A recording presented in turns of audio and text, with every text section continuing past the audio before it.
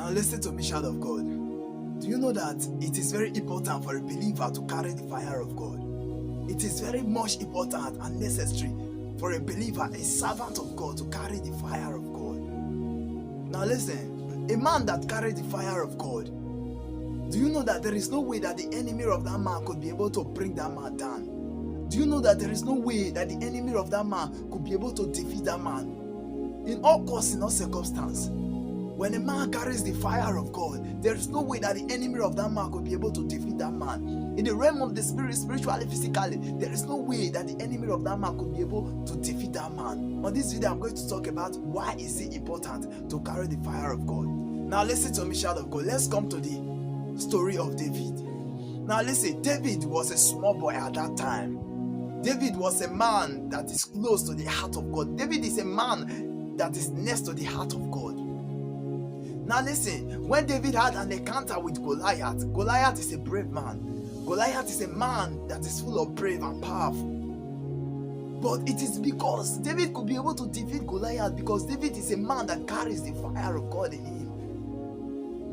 David is a man that carries the fire of God inside him, that carries the fire of God, the anointing, the power of God in him. That is the only trick that David used to defeat that man. If David is a man that didn't carry the fire of God, there is no way that David could be able to defeat that man, defeat Goliath, because Goliath is more brave than him. Goliath is more stronger than him. But it is the power, the fire of God in David that make David to be able to defeat Goliath. Now listen to me, child of God. Let's come to the area of Elisha and the Naaman. Now Elisha is a servant of God. Now this is a Naaman in a town, and this Naaman was brought to the king of Israel. And the king of Israel was saying that, does this man talk that I am a prophet or I am a healer? Why bring this man to me? Or is he want to set a confusion between me and him?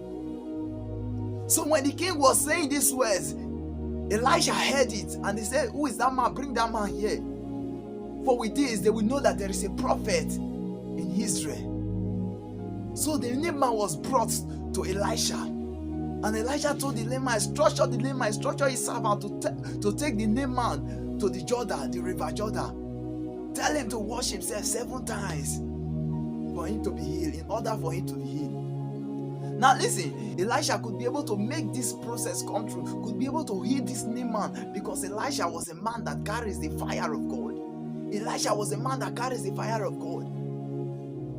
That's why when Elisha structured him, tell him to go to the Jordan. And the man was saying that, don't I pass through many rivers, rivers of Jericho, rivers of this, rivers of that? Are those rivers not better than this one?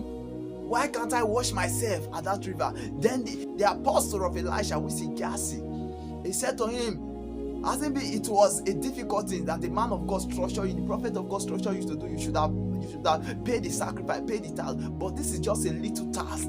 Just go deep there and wash yourself 7 times. And go. It is the fire of God that make him could be able to heal the Naaman. It's very, very important when a man carries the fire of God. There is no way that the enemy of that man could be able to defeat him. You watching me right now. Now listen, if you are to cry for something, you are to cry for fire. If you are to cry for anything, you are to cry for the fire of God. As a believer, as a Christian, you are. Because you are Christ-like. You are Christ's representative. That's why they call us Christian. So if you are to cry for anything in this earth, cry for the fire of God. When you carry the fire of God, you are now a glorious redemption. When a man that carries the fire of God is an accountability. A man that carries the fire of God is an undefeatable. We are living in a generation these days whereby every believer must cry for the fire. We are in a generation whereby every believer must cry for the fire of God. Must cry for the fire, the anointing of God. That's the generation that we are these days. Now here we come to the end. If I may give you a powerful secret. Now listen, you know that what differentiates you an unbeliever, what differentiates a believer and unbeliever is the fire that you carry. The fire of God in you is the difference between you and unbeliever, because the fire of God is the structure, is the foundation of the Christian you are.